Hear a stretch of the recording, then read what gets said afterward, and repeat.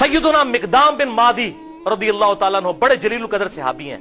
इन्हीं से वो अबू दाऊद में हदीस है कि मुझे अल्लाह ताला ने कुरान और उसकी मिसल अता किया, यानी सुन्नत। मिकदाम बिन मादी ये हजरत मीर माविया को मिलने के लिए गए शाम में, और वहां पर बैठे हुए एक खबर आई तो हजरत मीर माविया ने कहा, मिकदाम तुझे पता है कि हसन फौत हो गए? तो हजरत मिकदाम ने कहा, इन्ना लिल्लाहि व इन्ना इलैहि राजिऊन। तो हजरत माविया ने कहा कि मिकदाम तू हसन के मरने को उम्मत के लिए मुसीबत समझ रहा है? अस्तगफिरुल्लाह, अल्लाह अकबर, अस्तगफिरुल्लाह। अब जब उन्होंने ये बात की तो उन्होंने कहा, मैं हसन की वफात को मुसीबत क्यों ना समझूं? मैंने खुद देखा हुजूर सल्लल्लाहु अलैहि वसल्लम दाईं तरफ हसन को बिठाते थे और बाईं तरफ हुसैन को, और कहते थे हसन मुझसे है, हुसैन अली से है। और तू कह रहा माविया कि मैं हसन की वफात को मुसीबत शुमार ना करूं? और फिर हजरत माविया का एक चमचा वहां से बोला, हसन जो है वो आग का एक अंगारा था, अल्लाह ने उसे बुझा दिया। अल्लाह, तो ये देखें वो चमचा कहता है हसन आग का अंगारा था, अल्लाह ने बुझा दिया। अल्लाह अकबर। मिकदाम ने कहा, अल्लाह की कसम माविया तूने मेरे दिल को आग लगा दी है, मैं उस वक्त तक यहां से नहीं उठूंगा जब तक कि तुझे आग ना लगा दो। ये है अंडर प्रोटेस्ट और ऐलान हक जाबिर हुक्मरान के सामने गलत बात को गलत कहना। मैं तुझे आग लगा के यहां से उठूंगा। माविया अल्लाह की कसम अगर मैं झूठ बोलूं मुझे यहां पर टोक देना, अगर मैं सच कहूं तो मुझे बता देना। सुन माविया, मैं तुझे अल्लाह की कसम देके पूछता हूं, क्या रसूलुल्लाह नहीं फरमाया था कि सोना मर्द के लिए हराम है? हजरत माविया ने कहा, हां कहा था। अल्लाह की कसम देकर पूछता हूं, क्या हुजूर सल्लल्लाहु अलैहि वसल्लम ने मर्द के लिए रेशम को हराम नहीं फरमाया? उन्होंने कहा, कहा था। अल्लाह की कसम देकर पूछता हूं कि आप सल्लल्लाहु अलैहि वसल्लम ने दरिंदों की खाले और मुतकब्बिराना लिबास और दरिंदों के ऊपर सवारी करने को हराम नहीं फरमाया था? हजरत माविया ने कहा, हां कहा था। उनका, माविया ये तीनों काम तेरे घर में होते हैं, तीनों हराम काम होते हैं तेरे घर में। वो जो मैंने कहा ना अंडर प्रोटेस्ट। हजरत मीर माविया ने कहा, मिकदाम मुझे पहले ही पता था मैं बातों में तुझसे जीत नहीं सकता। तो उन्होंने जब ये हदीस बयान की फिर कहा कि लाओ मिकदाम को कुछ माल दो। इतना ला के ढेरों माल दिया गया। हजरत मिकदाम ने वही गरीब लोगों में उसके सामने तकसीम किया। उनका मुझे माल की हाजत नहीं, मैंने जो हक अदा करना था वो कर दिया। ये था बात भाई। हसन अंगारा क्यों था उनके लिए? सुलह हसन एक ट्रीटी के तहत, एक मुआहदे के तहत हुई थी जिसमें बड़ी बड़ी शर्तें ये थी, क्या माविया तुम अपने मरने के बाद उम्मत को शूरा पर छोड़ोगे जिस तरह के शेखैन ने छोड़ा था, अबू बकर उमर ने। अपना खलीफा किसी को खुद नामजद नहीं करोगे, अपनी औलाद में नहीं करोगे, और माले फै में से और माले गनीमत में से जो हिस्सा अहले बैत को मिलता है कुरान की रूह से माले गनीमत का, वो मिलता रहेगा। इसी तरीके से तुम जो है वो मेरे बाप के ऊपर मिंबरों पर लानत नहीं करोगे, क्योंकि पहले से लानत शुरू होगी थी, शाम के गवर्नर थे वहीं से लानत शुरू की थी, ये खत्म करोगे। लेकिन किसी बात पर अमल नहीं हुआ। अल्टीमेटली फिर अंजाम क्या हुआ वो सही बुखारी के अंदर हदीस है, 7109 नंबर हदीस। हजरत हसन को हुजूर सल्लल्लाहु अलैहि वसल्लम ने अपनी गोद में उठाया हुआ था, ठीक है। और ये हदीस शुरू यूं होती है कि जब हजरत अली की शहादत के बाद लोगों ने हजरत हसन को खलीफा चुना। ये भी याद रखिए, हजरत अली ने हजरत हसन को खलीफा नहीं बनाया। हजरत अली ने अपना खलीफा किसी को नहीं बनाया। सुन्नी शिया किताबों दोनों में लिखा है। उन्होंने कहा मैं ये वजन नहीं उठाऊंगा, मैं उम्मत को इसी तरह छोड़ के जा रहा हूं, अपना खलीफा खुद चुनना, जिस तरह हुजूर की वफात के बाद हमने अबू बकर को चुना था, मैंने नहीं किसी को बनाना। फिर लोगों ने मशवरा करके हजरत हसन को चुना। हजरत हसन ने 40,000 का लश्कर लेके आए। सही बुखारी 7109। सामने से हजरत मीर माविया अमर बिन आस कहते हैं कि माविया ये तो वो लश्कर है जिसने मौत पे बैत की है, ये तो हमारी तिक्का बोटी कर देगा। तो हजरत माविया ने कहा फिर क्या करें? उनका सुलह करो हसन के साथ, इसके बगैर चारा नहीं है। अच्छा, उन्होंने फिर कहा ठीक है सुलह कर लेते हैं, सुलह ऑफर करते हैं। और सूरतुल अनफाल के अंदर ये मौजूद है कि अगर काफिर भी मैदान जंग में सुलह की ऑफर करे तो जंग रोक दो। हजरत हसन को भेजा सुलह के लिए। हजरत हसन रज़ियल्लाहु ताला अन्हु ने वो सुलह कबूल कर ली और उनके हक में दस्तबरदार हो गए। क्यों? कि मैं इनको फ्री हैंड दे दूं। जो ये कहते हैं ना कातलीन उस्मान से बदला लेना है, तो अब लेकर बताएं जो इनके ज़ोम में है वो बता दें। ये ना कहें मेरे पास खिलाफत नहीं थी तो मैं खिलाफत हवाले करता हूं। और हुजूर सल्लल्लाहु अलैहि वसल्लम के अल्फाज वहां पर फिर वो ताबी 7109 कि हुजूर ने हजरत हसन को गोद में उठाकर कहा था मेरा ये बेटा सैयद है, इसकी वजह से अल्लाह ताला मुसलमानों के 2 ग्रोहों में सुलह करवा देगा, इसकी वजह से, यानी ये कुर्बानी देगा। हजरत उमीर माविया ने कुर्बानी नहीं दी है, हजरत हसन ने इसका इसकी वजह से 2 ग्रोहों में सुलह करवा देगा।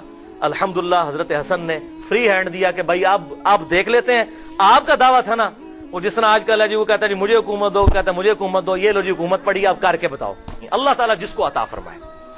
بخاری 4108. تو تحکیم کے مسئلے کے بعد جب حضرت امیر معاویہ رضی اللہ تعالیٰ عنہ مدینہ شریف آئے تو وہاں انہوں نے ایک تقریر کی، خطبہ دیا. وہ خطبہ دیا تو حضرت حفصہ ام المؤمنین جو حضرت عمر کی بیٹی اور عبداللہ بن عمر کی بہن تھی، انہوں نے عبداللہ بن عمر کو کہا کہ عبداللہ ایسا کرو کہ امیر معاویہ آئے ہیں اور وہ تقریر کر رہے ہیں، تم جا کے ان کی تقریر سنو، کہیں ایسا نہ ہو کہ تمہاری غیر موجودگی فتنہ سمجھ لیا جائے کہ کوئی حضرت عبداللہ بن عمر کوئی اپنی مہم چلا رہے ہیں. جیسے یہاں بھی اگر وہ پارٹی میں سے کوئی مین بندہ نکلے ہو کہتے ہیں دوسری پارٹی نہ ٹر گیا ہوئے، اتنا سمجھ لیا جائے کہ کوئی حضرت عبداللہ بن عمر کوئی اپنی مہم چلا رہے ہیں. جیسے یہاں بھی اگر وہ پارٹی میں سے کوئی مین بندہ نکلے ہو کہتے ہیں دوسری پارٹی نہ ٹر گیا ہوئے. تو حضرت عبداللہ بن عمر نے کہا ٹھیک ہے، بہن ماں بھی لگتی تھی، ام المومنین بھی تھی، بہن بھی تھی. تو وہاں پر گئے، وہاں حضرت امیر معاویہ رضی اللہ تعالیٰ عنہ نے خطبہ پڑھا. اس کے بعد انہوں نے کہا حضرت عبداللہ بن عمر کی طرف اشارہ کرتے ہوئے کہ جسے خلافت کی خواہش ہے اس امر میں وہ اپنا سر اٹھائے، میں اس کے باپ سے بھی زیادہ خلافت کا حقدار ہوں. وَلِعَاذُ بِاللَّهِ تعالی. عبداللہ بن عمر کا باپ کون ہے؟ حضرت عمر، مولا عمر. مولا عمر سے خلافت کا زیادہ میں حقدار ہوں. لوگ کہتے ہیں جی وہ جی قصاص عثمان تھا، یہ تھا وہ تھا، یہ پتا چل گیا کیا تھا. فتح مکہ پر معافی مانگنے والے لوگ کہتے ہیں کہ ہم عمر سے زیادہ خلافت کے حقدار ہیں.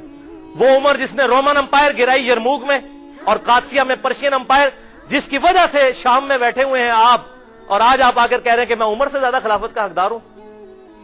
اصل میں بدلہ اتارا نا، کیونکہ بخاری میں حدیث ہے حضرت عمر نے کہا تھا کہ میں صرف 6 بندوں کو خلافت کا اہل سمجھتا ہوں اپنے بات. پہلے نمبر پر کہا علی، عثمان، طلحہ، زبیر، عبد الرحمن بن عوف اور سعد ابن ابی وقاص. اپنے بیٹے کا بھی نام نہیں لیا. انہوں نے کہا تسی 6 بندوں نے نام لے کے گئے ہو، علی دا پہلا نمبر تے میں ہوں جواب دینا تواڈے وفات تو بعد. جس کو خواہش ہے وہ اپنا سر اٹھائے، میں اس کے باپ سے زیادہ خلافت کا حقدار ہوں. اور پھر جب تقریر ختم ہوئی تو حبیب بن مسلمہ کہتے ہیں میں نے کہا عبداللہ بن عمر، اتنی توہین کی حضرت عمر کی حضرت امیر معاویہ نے اور آپ نے ان کا وہاں پر جواب نہیں دیا. عبداللہ بن عمر نے کہا اور پائی حسین نہیں روزانہ ماواں جمدیاں، حسین حسین ہی سی. اور جی کیوں نہیں لوگ کھڑے ہوئے؟ یہاں ایک ڈکٹیٹر بدماش مشرف بیٹھا رہا، قتل کیا اس نے مسلمانوں کو لال مسجد کے اندر، کون لوگ اٹھے؟ یہ بڑا مشکل کام ہوتا ہے اپنی جان دینا. عبداللہ بن عمر کہتے ہیں میں نے ارادہ تو کیا تھا اپنی گوٹ کھولوں، اس طرح گھٹنے بند کر کے وہ بیٹھے ہوئے تھے. یہ میں کوئی تاریخ نہیں پڑھ رہا، بخاری 4108 حدیث ہے. اور میں نے کہا میں اسی وقت معاویہ کو جواب دوں، معاویہ تیرے سے زیادہ خلافت کا حقدار وہ ہے جس نے تجھے اور تیرے باپ کو مار مار کے مسلمان کیا ہے. مولا علی وہ مسلمان تھا اور تو اور تیرا باپ ابو سفیان رضی اللہ عنہم اجمعین وہ کافر تھے اس وقت، اور وہ تم سے قتال کرتا تھا. آج فتح مکہ پہ معافیاں مانگ کے تم لوگ کہہ رہے ہو کہ میرے باپ سے زیادہ خلافت کے حقدار ہو. پھر عبداللہ بن عمر کہتے ہیں میں فتنے اور خون ریزی کے ڈر سے خاموش ہو گیا. حسین روزانہ نہیں ماما جمنیاں، خاموش ہو گیا. پھر مجھے جنت کی نعمتیں یاد آ گئیں، میں نے پھر جنت پہ ہی کفایت کر لیا. حبیب بن مسلمہ کہتے ہیں کہ عبداللہ بن عمر نے خاموشی اختیار کر کے اپنی عزت بھی بچا لی اور اپنی جان بھی بچا لی. اب پتہ چلا کہ کیا ہوتا تھا زبان کھولنے میں، یہ ڈکٹیٹرشپ میں ہوتا ہے. اب یہاں پر انصاف کا تقاضا ہے، میں آپ کو سائملٹینیس کنٹراسٹ دکھاؤں. وہاں انہوں نے کہا میں عبداللہ بن عمر کے باپ سے زیادہ خلافت کا حقدار ہوں، حضرت امیر معاویہ رضی اللہ تعالیٰ عنہ نے. اور مولا علی کیا کہہ رہے ہیں؟ صحیح بخاری 3671. قربان جاؤں امام بخاری حضرت ابو بکر کے فضائل میں یہ لے آئے ہیں حدیث صحیح بخاری میں کہ محمد بن حنفیہ حضرت علی کے جو بیٹے تھے، حنفیہ نامی عورت سے جو حضرت فاطمہ کی وفات کے بعد حضرت علی نے شادی کی. یہ اہل سنت اہل تشیع کے ہاں کامن ہے. محمد بن حنفیہ کہتے ہیں میں نے اپنے باپ حضرت علی سے پوچھا بتائیے رسول اللہ کے بعد اس امت میں صلی اللہ علیہ وسلم سب سے افضل کون ہے؟ تو حضرت علی نے کہا ابو بکر. اللہ اکبر کبیرہ والحمدللہ کثیرہ وسبحان اللہ بکرۃ واصیلا. میں نے کہا ابا جان ابو بکر کے بعد کون؟ فرمایا عمر. اللہ اکبر کبیرہ والحمدللہ کثیرہ وسبحان اللہ بکرۃ واصیلا. تو میں نے کہا کہ اگر میں نے اب پوچھا تو عثمان کا نام لیں گے، تو میں نے کہا کہ ابو بکر عمر کے بعد تو ابا جان آپ ہی ہیں. تو حضرت علی نے کہا واللہ میں تو عام مسلمانوں میں سے ایک مسلمان ہوں. وَمَنْ أَحْسَنُ قَوْلًا مِّمَّنْ دَعَا إِلَى اللَّهِ وَعَمِلَ صَالِحًا وَقَالَ إِنَّنِي مِنَ الْمُسْلِمِينَ. سورہ حامیم السجدہ آیت نمبر 33 کی پریکٹیکل تفسیر مولا علی. اس سے بڑھ کر کس کی بات اچھی ہو سکتی ہے جو لوگوں کو اللہ کی طرف بلائے اور خود بھی نیک اعمال کرے اور پھر بھی کہ میں عام مسلمان ہوں. اللہ اکبر، الحمدللہ. Simultaneous contrast. دوسری مثال انتہائی ڈینجرس. صحیح مسلم میں 4776 ہے، کتاب الامارہ چیپٹر میں عبداللہ بن عمر بن عاص خانہ کعبہ کے سائے میں بیٹھے ہوئے تھے، صحابی ہیں رضی اللہ تعالیٰ عنہ. تو وہاں پر ایک تابعی آئے عبد الرحمن بن عبد رب کعبہ، اور وہ آ کر بیٹھ کے عبداللہ بن عمر بن عاص وہاں حدیث بیان کر رہے تھے.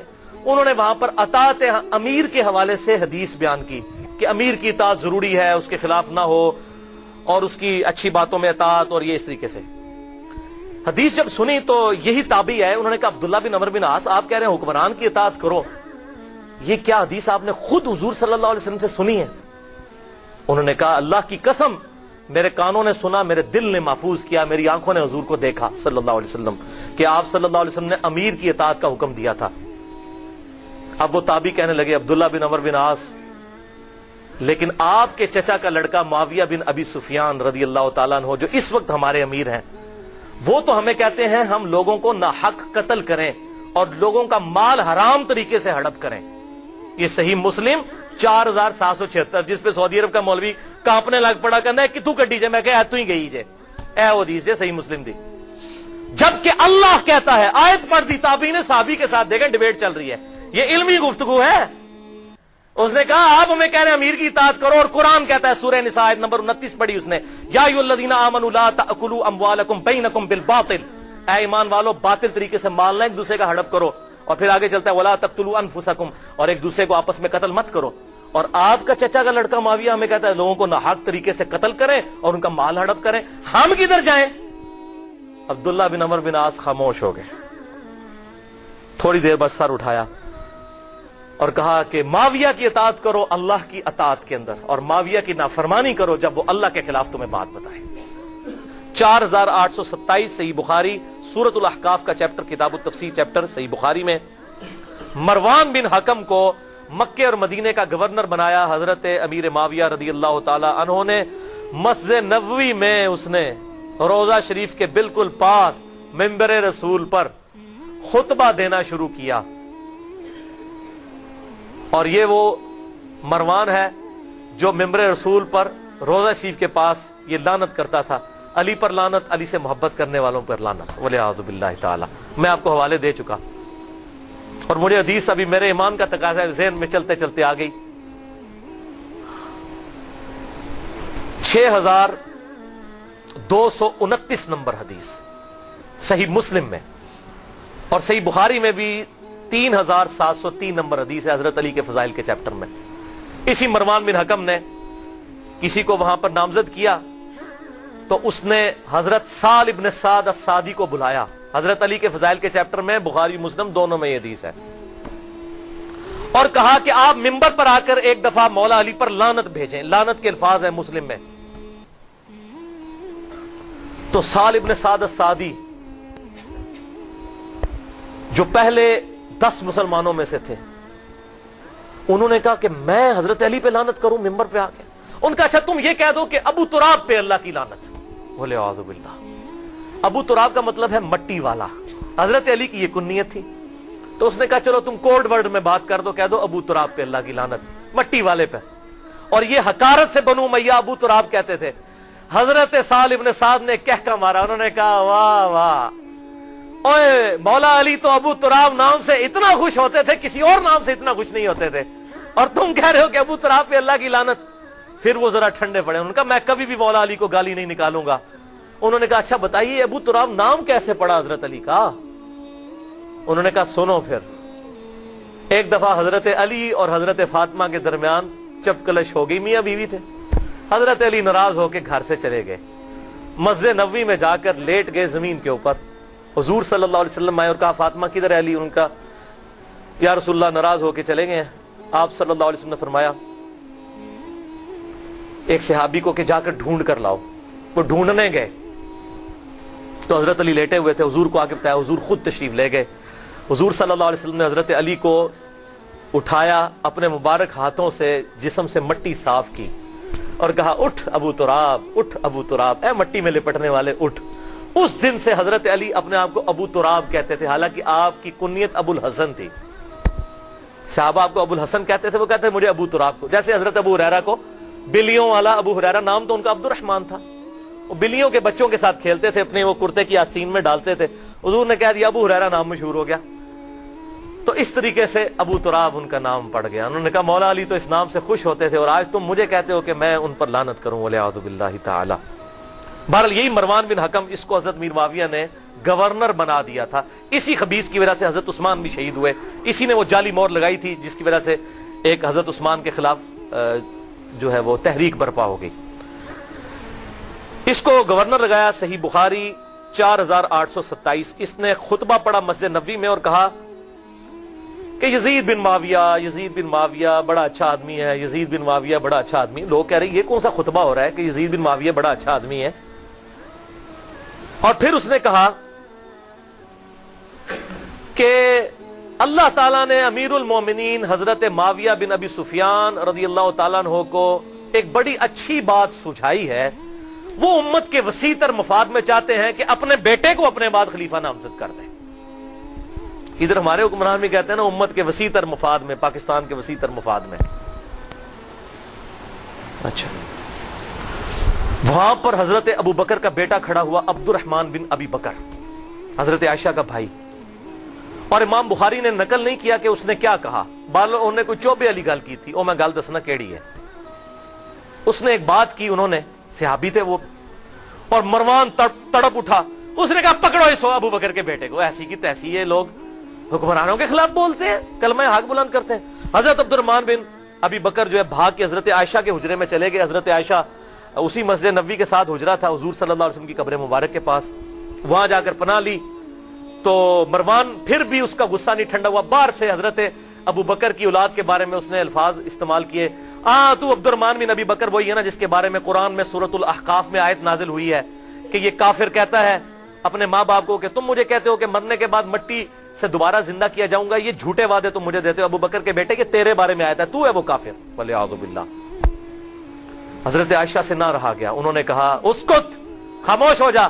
آل ابی بکر کے بارے میں قرآن میں کوئی آیت نازل نہیں ہوئی سوائے میری شان میں جو اللہ نے سورہ نور میں اعلان برات کیا تھا, مجھ پر تہمت لگی تھی. تو آج آل ابی بکر کے بارے میں یہ بات کرتا ہے. یہ تو تھی بخاری میں. اب اس کی حدیث کا ترک المستدرک للحاکم میں 8483, سنن نسائی الکبریٰ میں 11491, اور تفسیر ابن کثیر میں اسی جگہ پر امام ابن کثیر یہ سارے ترک لے کر آئے. اور فتح الباری میں صحیح بخاری 4827 کی شرح جو فتح الباری ابن حجر اسقلانی نے لکھی, انہوں نے یہ سارے ترک نقل کیے کہ وہ کہا کیا تھا. جب اس نے کہا نا اللہ تعالیٰ نے امیر المومنین کو یہ بات سجھائی ہے کہ وہ امت کے وسیع تر مفاد میں اپنی اولاد کو خلیفہ بنانا چاہتے ہیں, تو ساتھ اس نے کہا جیسا کہ ابو بکر نے بھی تو عمر کو خلیفہ بنایا تھا. تکو ذرا, کدھر ابو بکر, حضرت عمر کوئی حضرت ابو بکر کے بیٹے تھے؟ حضرت ابو بکر کے تو 2 بیٹے جوان تھے, محمد بن ابی بکر, عبد الرحمن بن ابی بکر.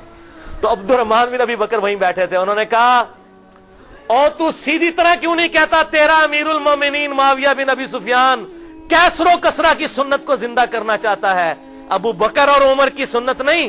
ابو بکر اور عمر نے اپنی اولاد کو نہیں نوازا, اور تیرا امیر المومنین اپنی اولاد کو نوازنا چاہتا ہے. ابو بکر کا بیٹا تھا, جینز ابو بکر کے تھے. جوش میں انہوں نے جب یہ کلاس لی, پھر انہوں نے کہا پڑھو انہوں, بول رہا ہے اے گل ہوئی سی.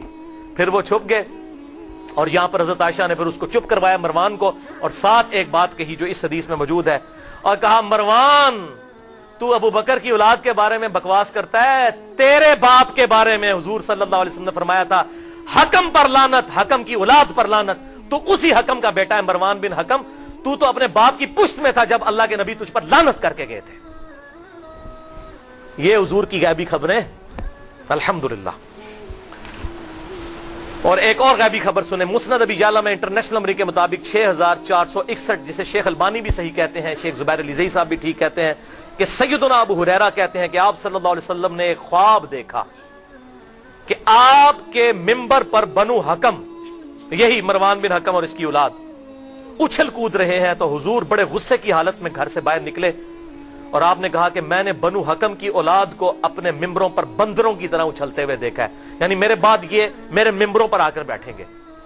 اور حضرت ابو ہریرہ کہتے ہیں اللہ کی قسم اس خواب دیکھنے کے بعد حضور صلی اللہ علیہ وسلم جتنے دن زندہ رہے، چند دن پہلے آپ نے خواب دیکھا، آپ کو کسی نے ہنستے ہوئے نہیں دیکھا، آپ اتنے غمگین ہوئے کہ یہ مستقبل میں ہونا ہے۔ تو آپ صلی اللہ علیہ وسلم نے امت کو پہلے ہی اس حوالے سے خبردار کر دیا۔ اور صحیح بخاری میں 3605 نمبر حدیث ہے، حضرت ابو ہریرہ کہتے ہیں کہ حضور صلی اللہ علیہ وسلم نے مجھ سے ارشاد فرمایا تھا کہ میری امت کی بربادی قریش کے چند نوجوان لڑکوں کے ہاتھوں میں ہوگی، اور حضرت ابو ہریرہ کہتے ہیں میں اگر چاہوں ان لڑکوں کے نام، ان کے قبیلوں کے نام، ان کے ماں باپ کے نام بھی بتا دوں، حضور مجھے بتا کر گئے تھے۔